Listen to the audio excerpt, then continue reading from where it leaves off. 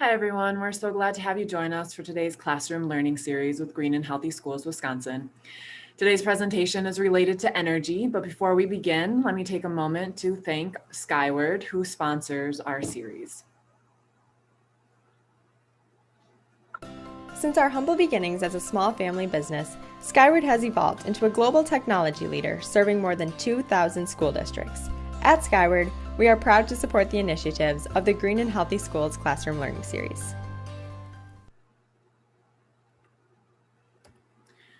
Presenting today is Melissa Ruther from the K-12 Energy Education Program, also called KEEP.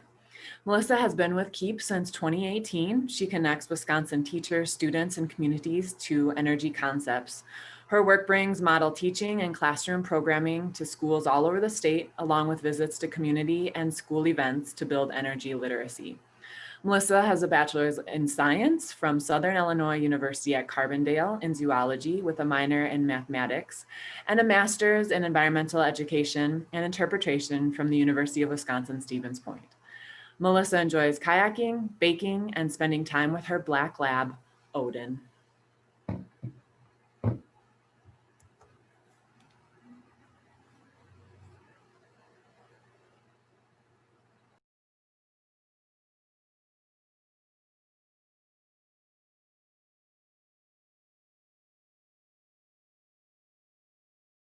Hello, folks. I would like to give a big thank you to Leslie and the Great and Healthy Schools team for putting together such a great series this fall and for letting KEEP be a part of it.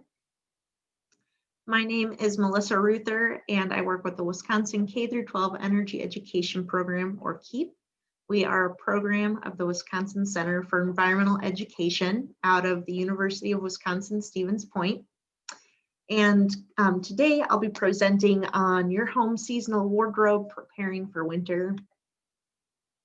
But first, so what is KEEP?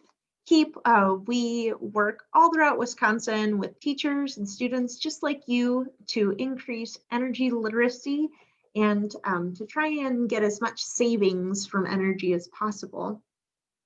We are funded by our major utilities here in the state. And again, we get to travel all over normally, but this semester we're hanging out with you all online. And you can check out our website for more information. So what are we going to be talking about today? Today, we are going to be looking at how your energy needs change as we move towards winter, why this change is important to us, why do we care? And then ways to stay comfortable as it gets colder in this wonderful world of Wisconsin. So energy needs changing in winter. Just like the seasons change, so does how we use our resources and specifically how we use energy as we move throughout the year. Here in Wisconsin, our temperatures are warm in the summer and cold in the winter. So we have a drastic change. It isn't like we have a nice 75 all year long. So we have to alter how we're using our energy. So in the summer, you might use a lot of cooling. You might have a lot of cooling needs, a lot of watering needs. But then in the winter, we want to stay nice and warm, right? So throughout the year, as these temperatures fluctuate, and as you can see, these are just average temperatures, specifically from the Stevens Point area. I snagged this data from usclimatedata.com. So you can go and check out what the average temps in your town are throughout the year. So again, as the year goes on, our temperatures here in Wisconsin change quite a bit. I chose Stevens Point just because it's the center of the state, so it gives you kind of a nice idea of what our temperature fluctuation looks like here. How does nature handle these changes? So again, we go from fairly warm in the winter to fairly cold in the summer, or fairly warm in the summer, fairly cold in the winter. Can't get those mixed up. So how does nature handle this? there's a few ways we can look at plants and animals and beyond to see some of those changes, how they're dealing with it. One of these, the top left image, is a milkweed pod. So if you haven't seen milkweed, it's this really cool flower that you'll see in the warmer months. And then as we get closer to winter, it will form its seed pod, and then those seeds will survive through the winter as seeds. So that's one way that plants make sure that their energy is being used later in a different year or a different season. In terms of critters, we have an image such as this wonderful fox here. In the summer, they might have a nice light coat on, but just like your cats and dogs probably do at home, they get a nice thick coat as winter comes. I have a very large lab, and there are already fluffy hair tufts everywhere, and that's just expected, right? So as it gets colder, those animals try and gain that thick coat to stay nice and warm. They don't have clothes like we do, right? Our trees, we'll also see a lot of changes in our trees. One of the biggest changes we see is when all those pretty fall colors come around. And that's just the tree's way of trying to conserve energy. Can't put a lot of energy to keeping those leaves anymore, so they'll go ahead and drop them. Another big thing we'll see in nature is migration, right? Not only do the temperatures get very cold, but when the temperatures get cold, some of the food sources, like you'll see waterfowl or ducks migrate. And one of those big reasons, not necessarily just because the water's cold and the air's cold, it's because their place they're finding their food has frozen over. So being able to find resources for themselves is super important. So these are just a few ways that nature handles this wonderful change in temperature or change in the seasons. So winter for humans, it looks a little bit different, right? We aren't doing those same things that other animals and the plants and whatnot are doing, but we do a few different things as it gets cooler too. Not just because of holidays, but just because, or not just because of holidays, but we have a lot of gatherings as it gets cooler in the year. Just like we do, gatherings at other times during the year, but gatherings in the winter, we're using more heat when people are around. This year's different because people are having to do work and school at home, but a lot of times in the winter, it means more people will be at home, whether it's home from school or home from work or whatnot. So we have more people that we are trying to keep things warm for, we're cooking for, etc. But then also, we need to stay warm too, right?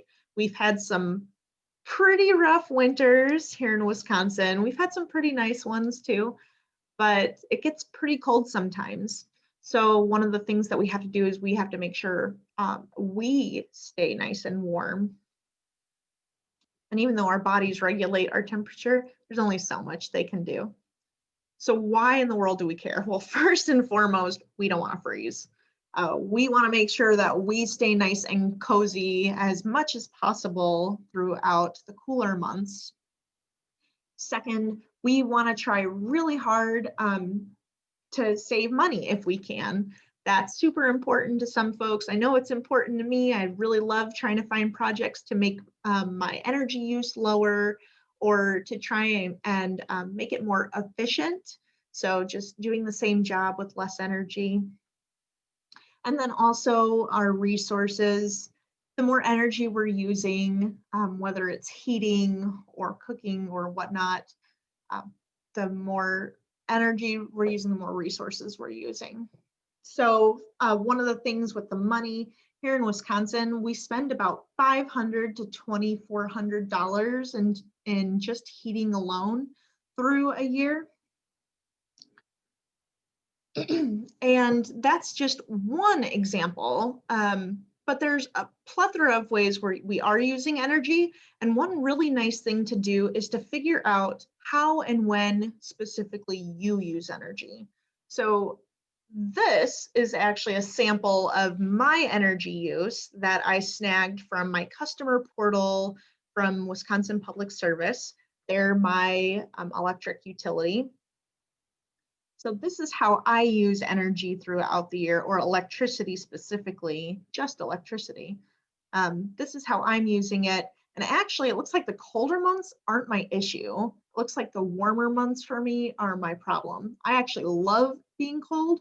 So that's probably one reason my energy isn't nearly as crazy. I don't need to stay nearly as warm, but when it gets really hot out, I do like to be cool. So this is good for you to do also. So yes, we mentioned that heating can range like crazy, but there's probably something else you're doing that ranges very differently for you compared to me. Sometimes, again, back to that in the summer or when it gets warm out, we will use a lot more cooling. We might be watering our plants in our garden more. There's just different ways we're using the energy, whereas when it gets cooler out, our days get shorter, so we're probably using light more. So again, using our electricity. So whether you have renewable energy resources, or if you're like me and you're probably using coal, we're still using those resources. So this is a really good way to see where you're using more energy. So again, go check out your customer portal, or check out your energy bill when you get it in, compare it to months past. This is really nice on WPSs because I get to see an entire year of how I've used my electricity. So check that out just to get a nice baseline of where you're using energy when. Knowing your resource. So yes, I just showed you my electricity, and here in Wisconsin, most residential electricity is provided by coal. But in terms of heating, which is our big focus for winter, in terms of heating, it's really good to know how you're heating your home. So this is a list of common ways people heat their home from the University of Wisconsin Extension.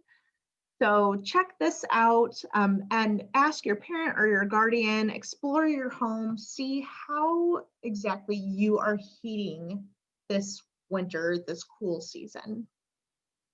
So again, really getting to know how we personally are using our energy, like having that baseline is super important for our next steps. So how are we going to stay comfortable then? All right, so now we know how we're using our energy, why in the world do we care? So now how are we going to make sure that we stay nice and warm this holiday season, this winter? And we can do this a few ways, but two of the things that we're really going to talk about is energy audits and then upgrades that you can do. So first, you can call in the professionals, but you can also do it yourself. So here is an example of calling in a professional. This is Accurate Airtight Exteriors, hung out with Keep for a day. This is Steve. Steve came and met with myself and my coworker Jenny, and we did an audit of her home. It was awesome. So you can call in folks like them from Accurate Airtight Exteriors, and they will go through every aspect of an audit with you. They'll walk you through it, that they will make sure you understand everything that they're exploring. So it's really awesome. And I'll tell you a little bit more. Focus on Energy is on here too, but I'll tell you a bit more about them in a minute. In terms of this audit, it was really cool. We started with a blower door test. Super long story short, what this did was this allowed for us to see where air leaks were occurring in Jenny's home. So one thing we found, for example, we found that there was a lot of airflow coming from the basement. So that might mean that somewhere there needs to be more insulation. Maybe there's a leak somewhere. So this was just a really cool test to see how where air is flowing and where there could be issues. We also checked insulation. So Steve went and looked up in the ceiling for Jenny, and it was really interesting to hear that that's one place that a lot of folks are losing a lot of heat, is if you don't have the right amount or type of insulation, whether it's in your walls or in your ceiling. So that's very important. Steve also explored things like looking for gas leaks and whatnot around the house. We did an external and an internal examination of the entire house. And then we did something that I just want to point out because I thought it was really cool. We did talk about things like light bulbs and smaller upgrades that you can make in your home. But one thing that was kind of neat is we talked a lot about airflow in general. And the picture on the right is showing the vents in your bathroom. And you want to make sure those vents and then vents like the ones above your stove are moving air out correctly, right? We want to make sure that air is flowing like it should. So this was actually a test to see whether or not the air was flowing sufficiently. Really cool. So again, these folks will come in and give you an audit of your home, and then we'll give you a full report on things you could upgrade or change. Accurate airtight exteriors, they're actually a trade ally to Focus on Energy. So Focus on Energy, if you don't know, is another utility based company here in Wisconsin. And what's really cool with them is they give incentives to folks, residential and commercial. And as a trade ally, what's really nice is Accurate Airtight Exteriors. When you're working on a focus incentive, you can get different incentives by going through them. So it's really cool, pretty awesome. Sorry. So it's one thing to call in the professionals, but if you don't have the money or you just don't want someone else coming in and doing it, you can do it yourself. Well, you can do a lot of it yourself. There's some things you definitely want to talk to professionals about, but there's a few things that we can do to at least prepare your home as is right now. So this is just a quick list. I'm going to go through all of these with you. Give you some examples of things that you can be doing, but you can do your own audit. So this is a really great time of year to do that because you do have a stark difference, right? So whether you're calling the professionals in or doing some of these things yourself, you can feel even the difference of how much colder the air is outside versus inside of your home. So having drastic differences like that help finding some of these things. It makes it a little bit easier. So for example, you can do an internal and external look at things like your windows. So are any of your windows cracked? Are any of your windows, any of the seals broken along the window? Do you need to repair any of those? Another thing that you can do is look and see if any of the areas around your window could be leaking any air. So I live in a very old apartment, and this is a problem I have every year. So every year I need to put some kind of seal on my windows, and I do two things depending on which window I'm looking at. So this is just an example here of something I did using this little seal tape here. So it's just this nice foam. You can get these at home repair stores or or hardware stores. They have a bunch of different types. This one is pretty thin. I don't need anything too thick. What this does is just helps seal between your window and the window sill. So just like you saw there, you can cut the amount that you want. It's sticky on both sides. Stick it on there, undo this tape, shut it, stick it on the bottom, lock your window, and then you have a much better seal. So again, you don't want the air going in or out. We don't want to lose that heat, right? Another thing we can do with our windows is we can use an insulation kit. So what's really nice with these, and this is something I do with some of my windows, is you're going to put a seal around the entire window. So it's this plastic filament stuff that you put over your window, and then you have an adhesive tape that goes all the way around, kind of like we're wrapping the window, right? Decorating for winter. So wrap your window with this, and what's nice is it creates that pocket that doesn't allow, a sealed pocket that doesn't allow warm air to escape or that cool air to come in. Sealing your doors, this is another external and internal inspection you can do. You want to make sure that there's no spaces or cracks around your doors, or especially under your door. If it's around your door, you can use some of that sealing tape to just make that nice. Not this one specifically, but they do have small foam that you can put all around it to just close those gaps. And then under your door, you can have this door sweep. So these look a lot different depending on which ones you get. This one here is foam in this image, foam that you slide under your door, and it keeps from the air coming in and out.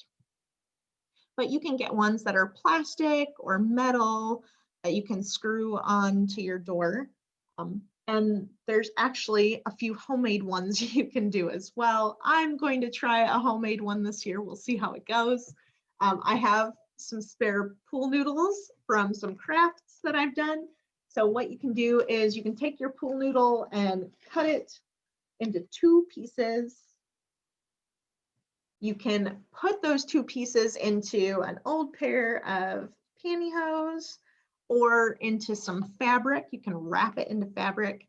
So just like this image, you would have a pool noodle on either side of your door, and then that piece of fabric or that hose material going under to keep them connected.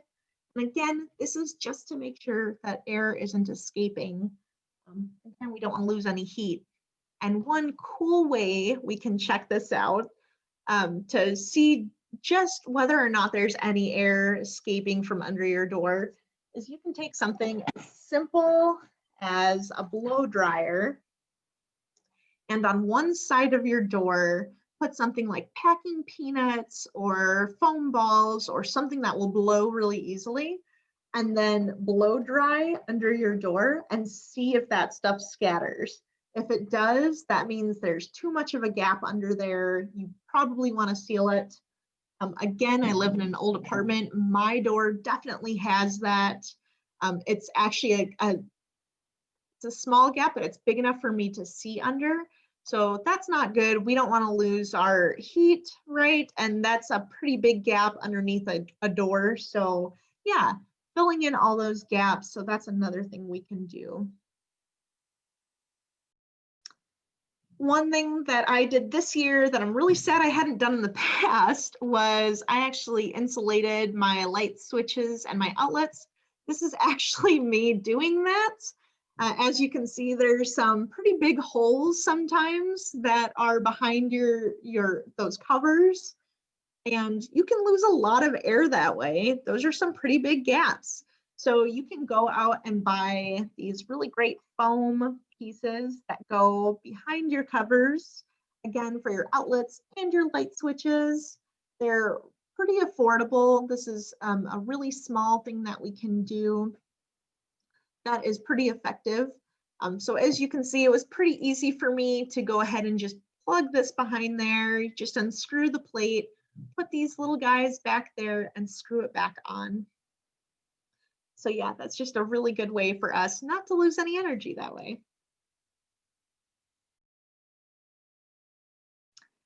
Water. In terms of water, there's a few things that we want to do to prepare our home and just to be a bit more energy conscious. So first, you see here, there's a faucet on one side. I want to remind folks that During the warmer months, we might be doing things again, like watering our yards or whatnot. You might be using a hose, and that hose might still be hanging out outside. Well, we want to drain that. So drain that hose, put it somewhere safe, indoors in a shed, the garage, somewhere safe so it doesn't freeze over the winter. But then in terms of your faucets, we also don't want any pipe issues. So if you do have any spigots or faucets going outside, you can find if there's a water shutoff to that location and you can shut it off in your home. If you don't have anything outside, you don't need to worry about that. But there are a few other things in terms of those pipes that you do want to worry about, whether or not you have outside structures. You also want to be, you want to keep in mind that sometimes our pipes freeze. I used to live in Southern Illinois and things are structured a little bit differently there. It doesn't get as cold as Wisconsin. So in Southern Illinois, your pipes freeze when it gets really, really cold because they aren't built for that. So to complement that or to try and combat that, you can cover your pipes with foam or insulation to keep them nice and warm. Don't want them to freeze, don't want to lose heat from them. But then also here's an image of Steve again, who hung out with Keep. And Steve was talking to us about making sure that our water tanks are covered. So you can buy a water heater blanket and just make sure that you properly put it on there. Again, this is so you're not losing any of that great heat, in turn losing a lot of energy. In terms of your water, while we're on the topic, one thing you want to make sure is that your water temperature is pretty good. So you can use a water temperature card to test this out, but you want to make sure that your water heater is set to about 120 degrees. That's the recommended. We don't need to go much hotter than that, right? And we don't necessarily want to go cooler than that. So 120 is our recommended level. Go lower if you can, not too low, still need warm water.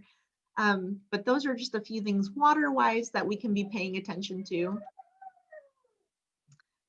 Next, our thermostats. So checking the temperature inside.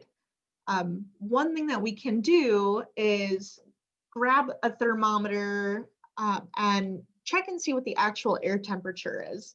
So your thermostat might say one thing, but is it correct? Is it accurate? And if those numbers are way off, that might mean that you do indeed have leaks somewhere or whatnot. So that is something you definitely want to check. And in terms of being the cooler months, 68 degrees is what energy.gov recommends that you keep your thermostat at. Don't go too much higher if you don't need to. And then you can actually turn it lower when you're sleeping or if you're going to be gone for a lot of hours during the day. So again, 68 degrees Fahrenheit. And then if you have a smart thermostat, you can set it to where it does lower when you're leaving or when you're sleeping. But otherwise, yeah, definitely check it out and change those temperatures as appropriate. Vents and air filters. This is something that you can check externally and internally on your home. One of those big things, a lot of you are going to have an air filter somewhere that probably needs to be changed. Now is a great time of year to do that. We want to make sure we have a nice clean filter in there so that airflow is going well and we're not using way too much energy to try and get that working correctly. But you can also look for any vents, right? So earlier we talked about the vents in your bathroom needing good flow, but you want good flow through any vents that you have leading to the outside. So for example, when you are doing your laundry, if you're using a dryer for stuff, if you're using your dryer, you have a vent leading outside. we all know to clean the lint area in our dryer, but make sure that that vent leading outside is cleaned also. That can be a huge loss of energy if that's not working appropriately, or if that vent isn't opening and closing right. So mine just has little flaps that open. So all I have to do is make sure, look in there with a flashlight and make sure that nothing is hindering those from closing and working properly. And then that vent is cleaned out. So that's something you can do with any other vents that lead outdoors on your home. Gutters. This is something that maybe people don't think about when they think about energy, but cleaning out your gutters is a super important step to take when you're preparing for winter. This is super important if you have areas that flood really bad in your yard. You want to try and direct all of that water, especially when it starts to thaw later in the spring, right? We've all seen how crazy it can be when all of that snow and ice is melting in the spring. So you want to make sure that that water is being directed to the correct places. So you can get these gutter guards that will keep leaves and stuff from getting stuck in your gutters. But not only that, cleaning them out a couple of times a year is super important. Again, so we don't have that water buildup anywhere. Water buildup in your yard could mean that you end up getting water inside of your home, which is not good. Mold, humidity, bad uses of energy later because of that. So clean out your gutters. Another great step for your home for preparing for winter. We covered a lot, and there are still things to cover. There are other things, great things to remember too. Some simple things that we can try and do as we're moving along during the year. One of those things could be maybe instead of turning your temperature up, your thermostat, maybe put on a blanket instead. Maybe open your windows on a bright sunny day, or close or put your blinds down or curtains on when it's really cold outside. So there's so many things that we can do as we prepare for winter. So today we covered how some of our energy needs change as we get closer to winter, why in the world we care, right? So not only are we probably using way more heat now, we might be having gatherings, hopefully not big ones this year. Got to be nice and safe this year. But our energy consumption changes, our needs during the winter change. Why is that important to us?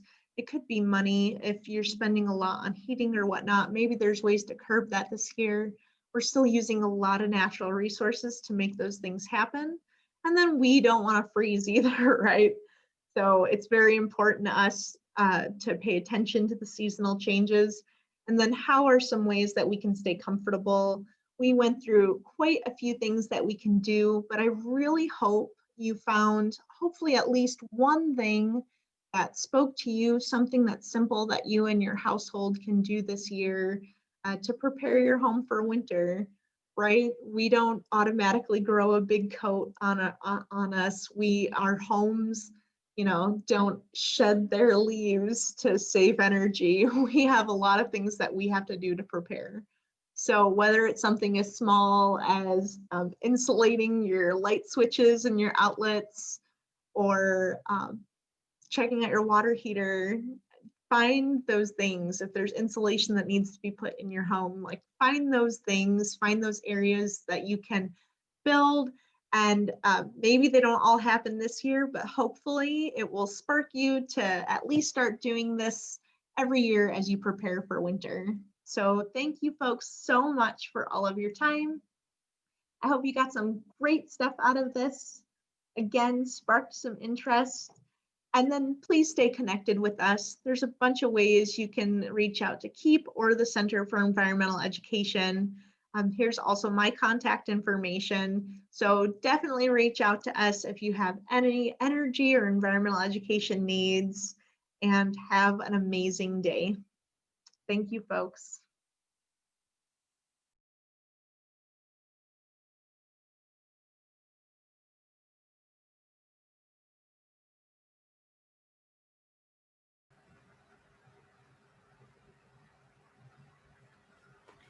Melissa, thank you so much for sharing those tips about energy savings in our homes. A lot of those things are really easy and they make a great impact that help us save energy and also save money. And I think we all appreciate that.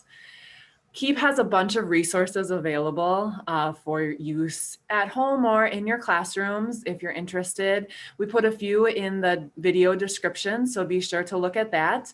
And I hope you'll watch some of the other videos in this series too. Have a great day and thanks for joining us.